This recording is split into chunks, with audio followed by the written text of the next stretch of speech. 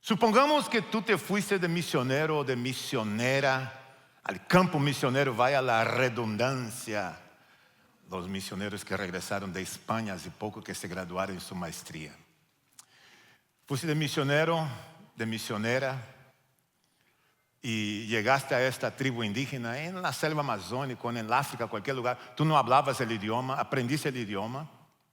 Y ahora tú tienes que empezar a enseñar la Biblia a los indígenas de la comunidad donde tú vives. Pero tú tienes que enseñar a ellos que Jesús es el buen pastor y que nosotros somos las ovejas.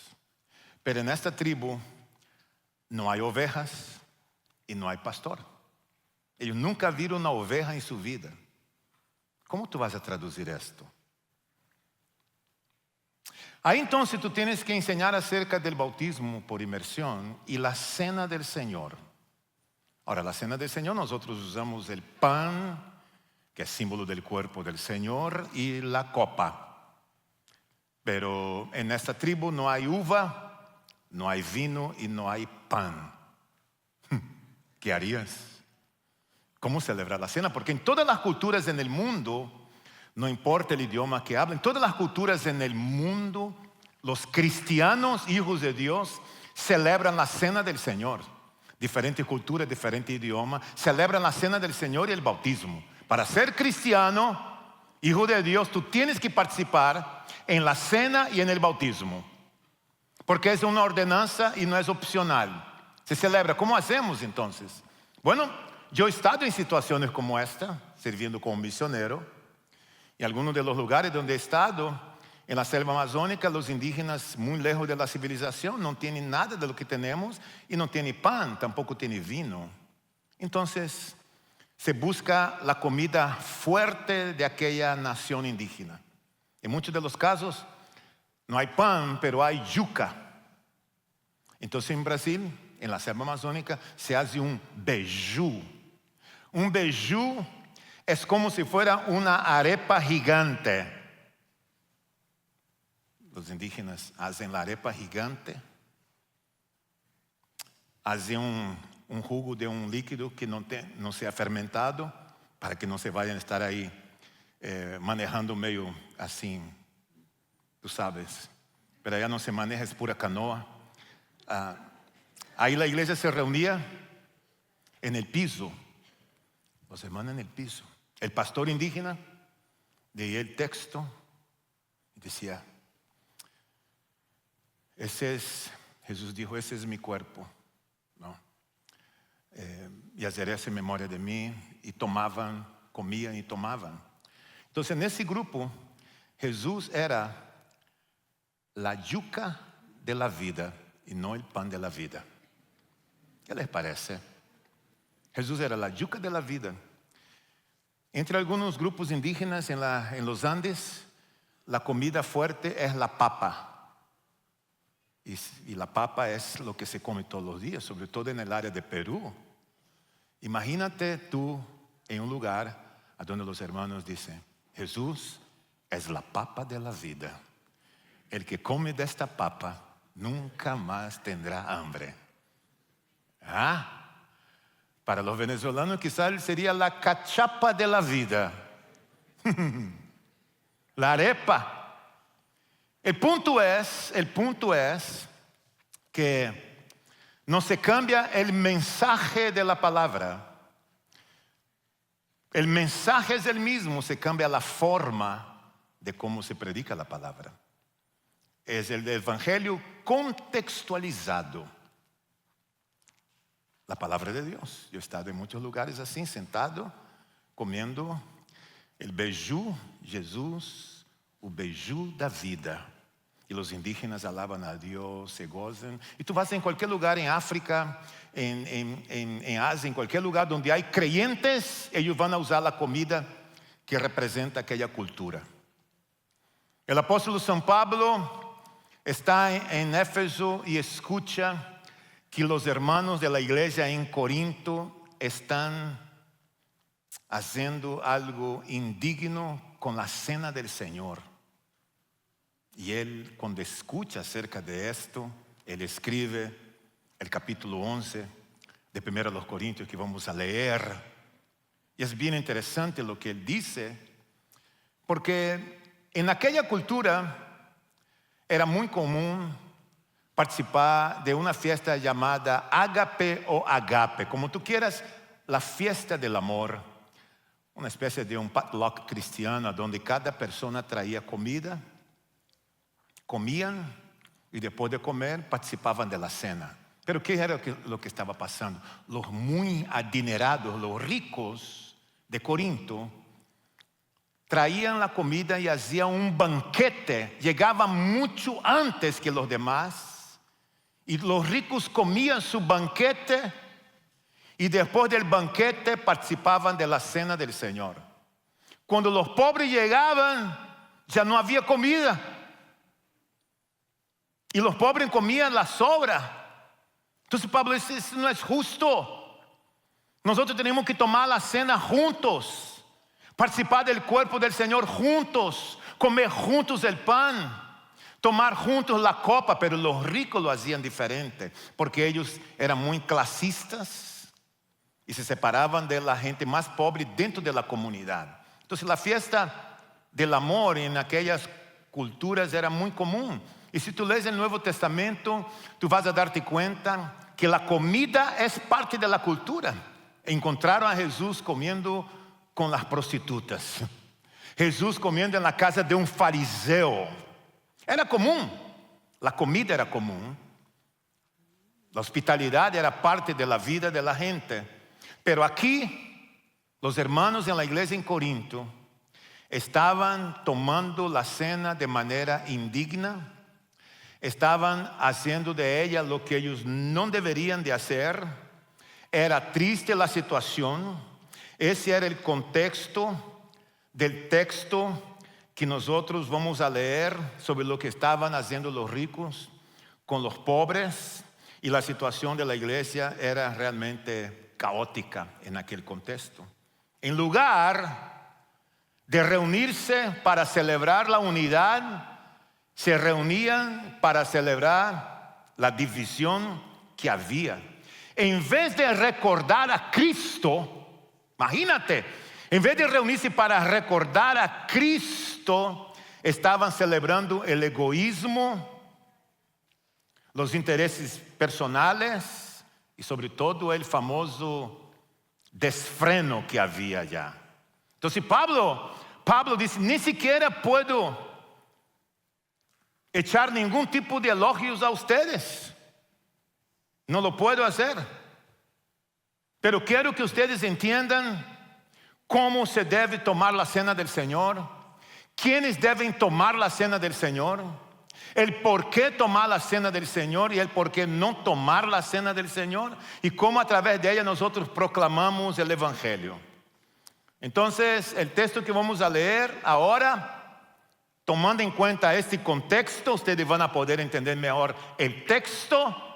Y Pablo nos va a ayudar a nosotros hoy aquí en la iglesia familiar acerca de la importancia de la cena, de la importancia de participar de ella, quiénes deben, quiénes no deberían y por qué. Vamos a leer 1 Corintios, capítulo 11, verso 17. Al darles las siguientes instrucciones, yo no puedo elogiarlos, dice Pablo, ya que sus reuniones traen más prejuicio que beneficio. Ya te puedo imaginar una reunión que en vez de traer alegría y gozo, trae prejuicio en la iglesia. En primer lugar, oigo decir que cuando se reúnen como iglesia hay divisiones entre ustedes, y hasta cierto punto lo creo. Sin duda, tiene que haber divisiones entre ustedes para que se demuestre quiénes cuentan con la aprobación de Dios. De hecho, cuando se reúnen, ya no es para comer la cena del Señor, dice él. Porque cada uno se adelanta a comer su propia cena, de manera que unos se quedan con hambre, mientras que otros se emborrachan participando de ella. dice Pablo. Ahora es interesante que él dice, ¿acaso no tiene casas a donde comer y beber? Es decir, ¿por qué tú no comes en tu casa antes de venir a participar de la cena? O que menosprecian la iglesia de Dios y quieren avergonzar a los que no tienen nada. ¿Qué les diré? ¿Qué tengo que decir a ustedes? ¿Voy a elogiarlos por eso? Claro que no. No puedo. Ese es el contexto de Pablo. Ahora viene el texto. Viene la enseñanza. Viene lo que nosotros debemos hacer como creyentes. Yo recibí del Señor lo mismo que les transmití a ustedes. Que el Señor Jesús, la noche en que fue traicionado, tomó el pan y después de dar gracias lo partió y dijo, tomad, dijo, este es mi cuerpo, entregado por ustedes. Hagan esto en memoria de ¿quién? De mí. No en memoria de la iglesia, no en memoria del pastor, no en memoria de la denominación, en memoria de mí, dice él. Porque ese es un memorial.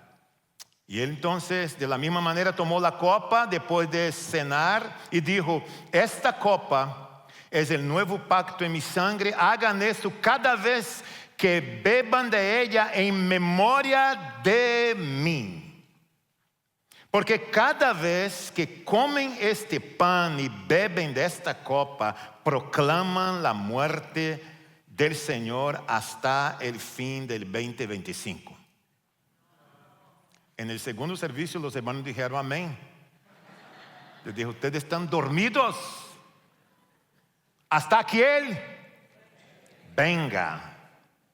Por lo tanto, cualquiera que coma el pan y beba la copa del Señor de manera indigna, será culpable, dice él, será culpable de pecar contra el cuerpo y la sangre del Señor. Así que cada uno debe examinarse a sí mismo antes de comer el pan y beber de la copa, porque el que come y bebe sin discernir el cuerpo, come y bebe su propia condena.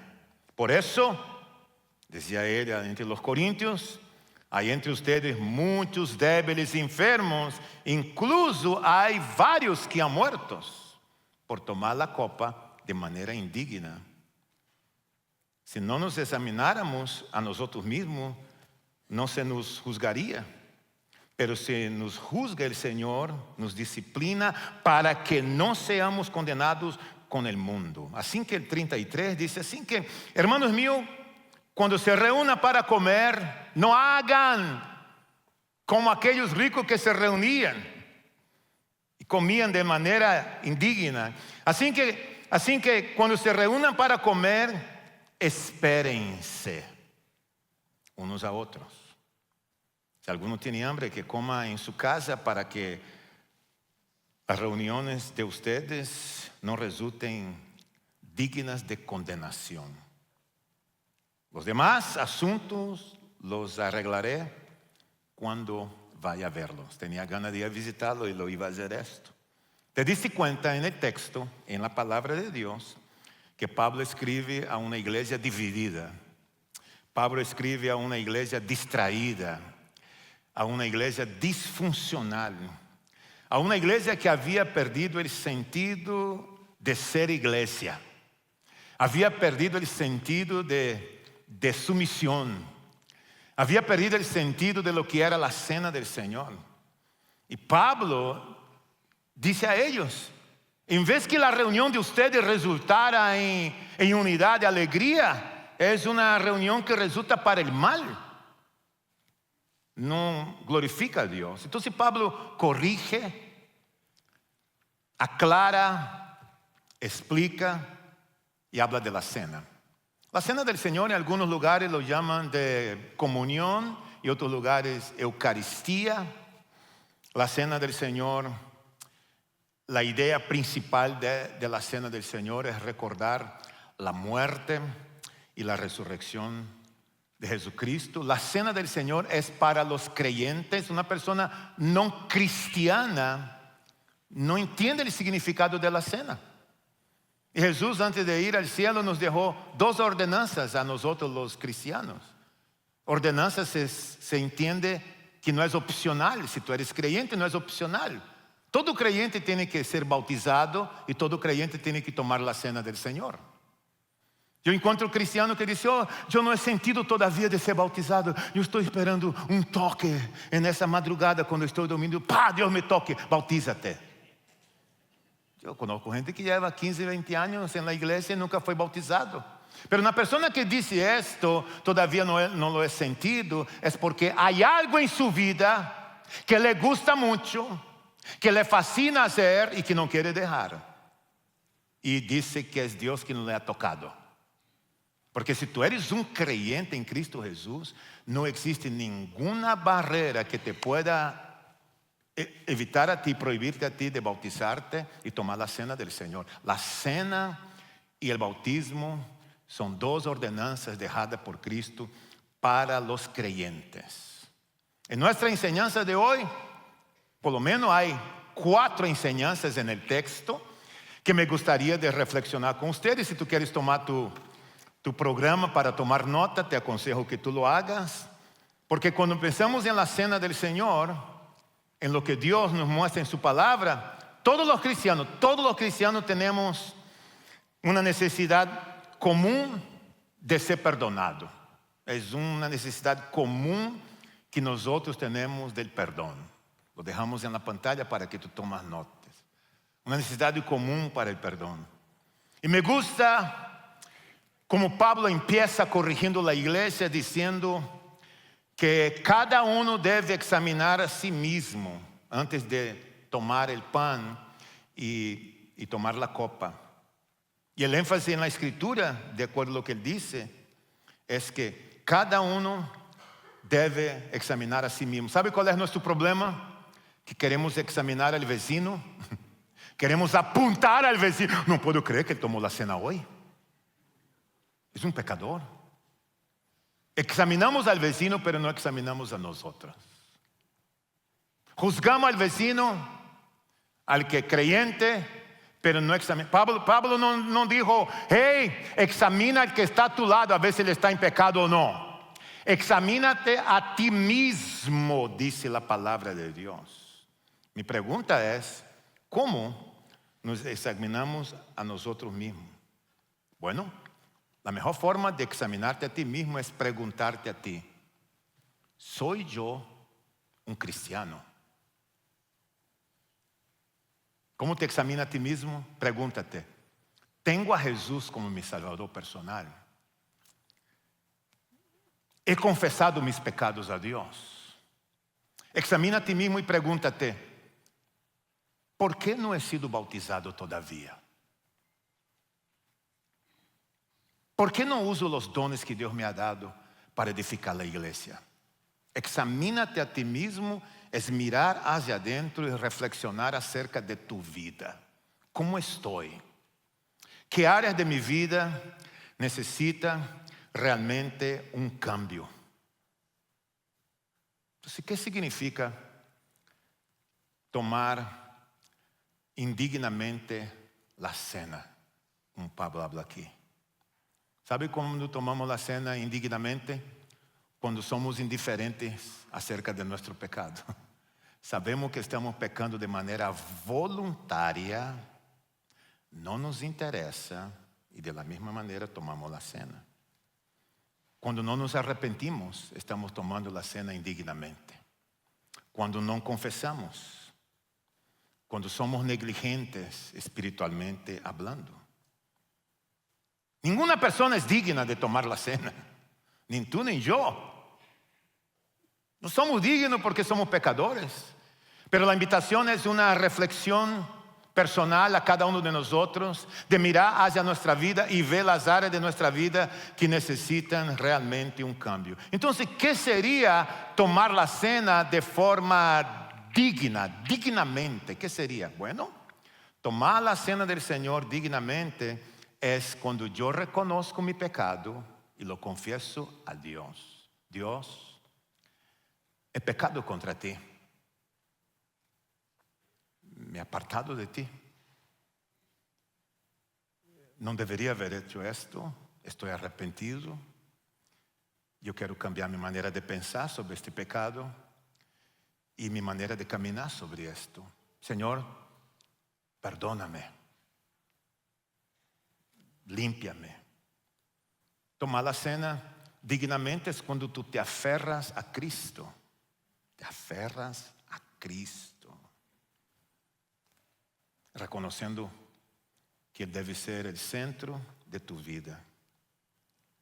Ahí dice la Biblia que cuando tú participas, tú estás proclamando a Cristo. Porque la cena no tiene ninguna intención, y Pablo tampoco, de producir en nosotros culpabilidad. Algunas personas en mi época no iban a la iglesia cuando había cena del Señor, no iban a la iglesia, y otros solo iban cuando había cena, para que se arrepentiera ahí ese domingo y luego volver a vivir su vida pecaminosa durante lunes a sábado. El domingo volvía, se arrepentía, tomaba la cena. Durante la semana otro vida, tenía dos estilos de vida. La gente piensa que la cena hace magia. No.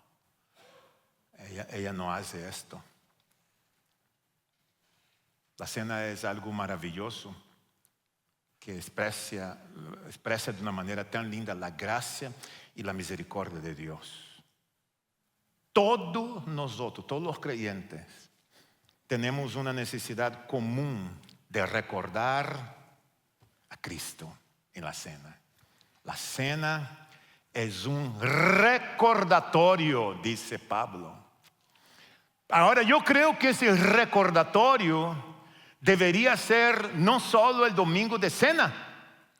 Tú y yo deberíamos recordar una y otra vez el sacrificio de Jesucristo en la cruz por nuestros pecados. Recordar el sacrificio de Jesucristo. Todos los días recordar, como en esta foto que pudiéramos tener aquí, eso en nuestra mente, recordar cada día, recordar la muerte de Jesús en la cruz del Calvario. Recordar la corona de espinas que colocaron sobre su cabeza. Recordar que Él fue nuestro sustituto, tomó mi lugar en la cruz. Recordar el sufrimiento de su cuerpo. Recordar la sangre que Él derramó. Todo lo que pasó por nosotros, demostrando así su amor para con nosotros. Es recordar siempre. Entonces cuando la iglesia se reúne alrededor de una mesa para tomar la cena, nosotros estamos recordando, yendo allá atrás para recordar lo que Él ha hecho, de dónde Él me sacó, las cosas que Él ha hecho por mí, que yo no soy merecedor de eso, no puedo por mí mismo, pero gracias a su muerte en la cruz, su muerte de cruz, nosotros tenemos vida eterna. Por eso Pablo literalmente toma el pan en el versículo 24 y dice: este es mi cuerpo, entregado por ustedes. Hagan esto en memoria de mí. No en memoria de nadie, pero en memoria de mí. Recuerden lo que yo hice por ustedes. La cena es un momento para recordar lo que Él ha hecho por nosotros. Y eso me fascina, me encanta pensar en esto, que Jesús pagó el precio por nuestros pecados, fue nuestro sustituto, hizo expiación por nosotros. Es como pensar en Jesucristo desde esa perspectiva. ¿Tú te acuerdas que en la Pascua, en el Antiguo Testamento, Dios le dijo a Moisés: mata el cordero, pasa la sangre del cordero en los dinteles de la puerta. Cuando el ángel de la muerte venga, va a pasar sobre. Por eso la Pascua es pasar sobre. Va a pasar sobre las casas que tienen la marca de la sangre, y el primogénito no va a morir. En la Pascua, la sangre del cordero estaba en la puerta de las casas.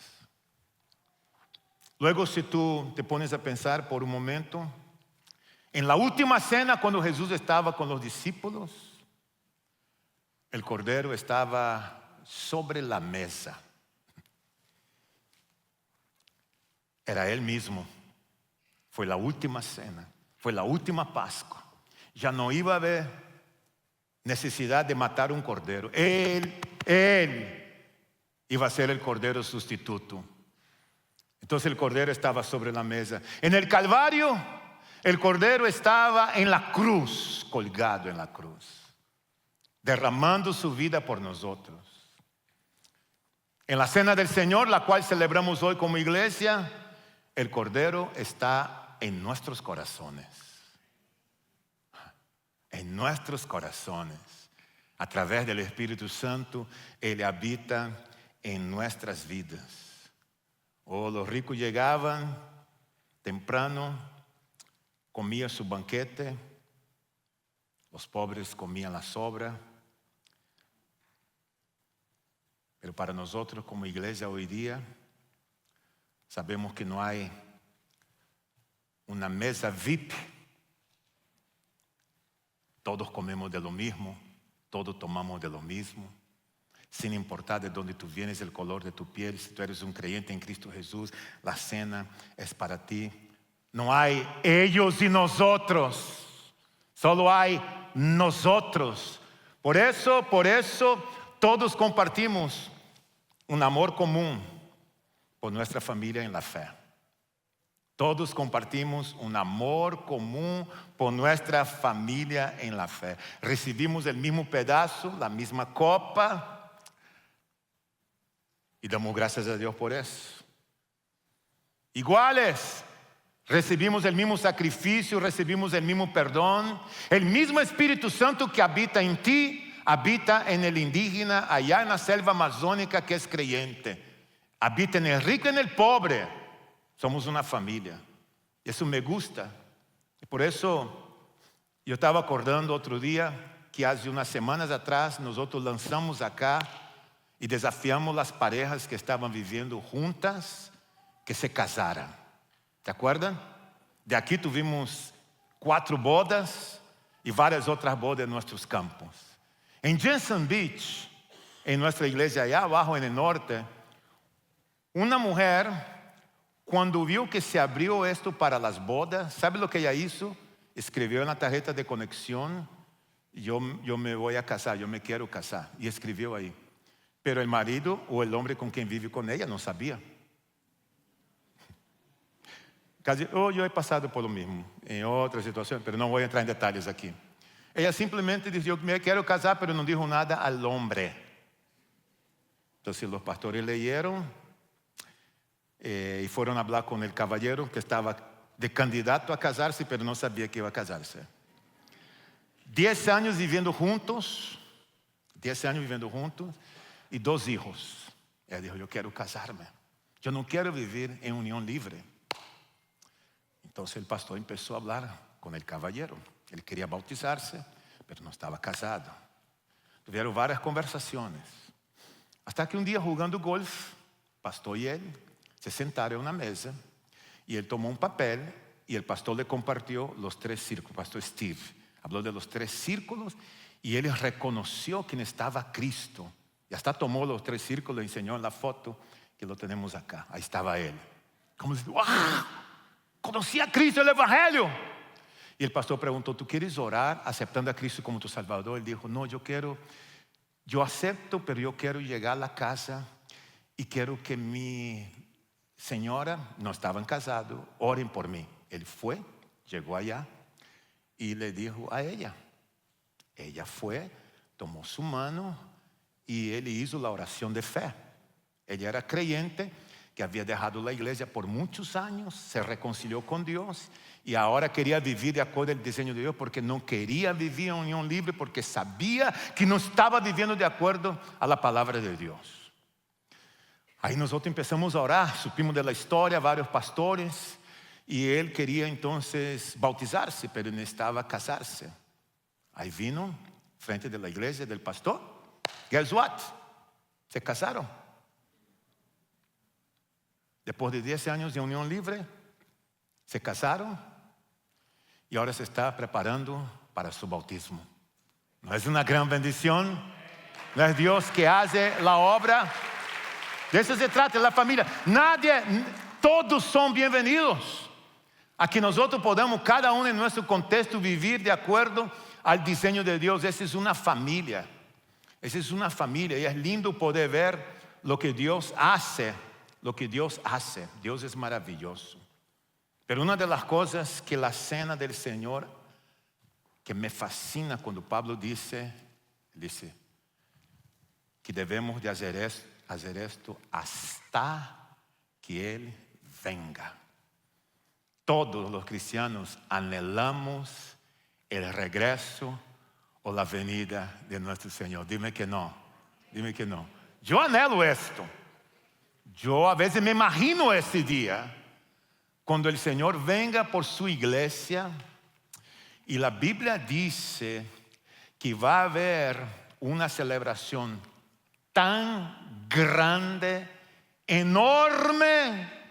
Y yo me pongo a pensar los indígenas de la selva amazona cristianos, los africanos, los asiáticos, muchos musulmanes convertidos, hindús convertidos al cristianismo, hombres y mujeres, niños, todos juntos, participando de una sola cena. Yo me pregunto, ¿qué idioma será que vamos a hablar ahí?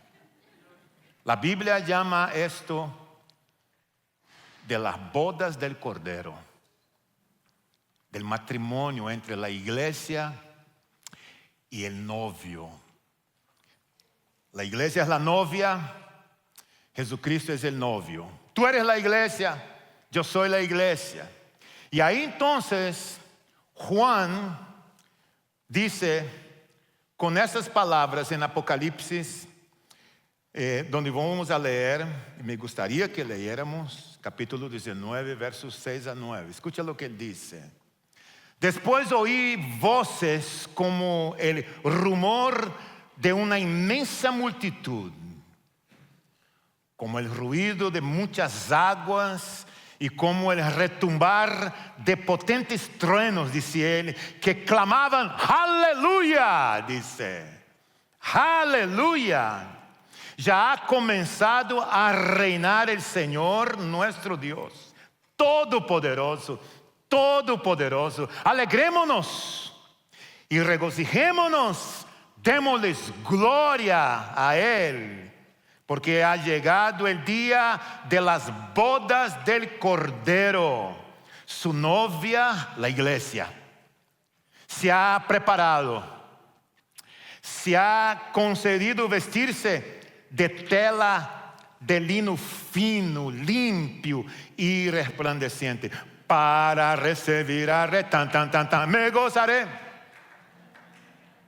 El lino fino representa las acciones justas de los creyentes. Y el ángel me dijo, escribe, Juan escribe, dichosos los que han sido convidados a la cena de las bodas del Cordero. Y añadió, estas son las palabras verdaderas de Dios. Ven pronto, Señor Jesús.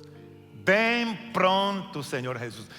La única pregunta que me viene a la mente es esta. Esta boda, tú solo puedes entrar si tienes una invitación. Si tú no eres invitado, tú no puedes entrar.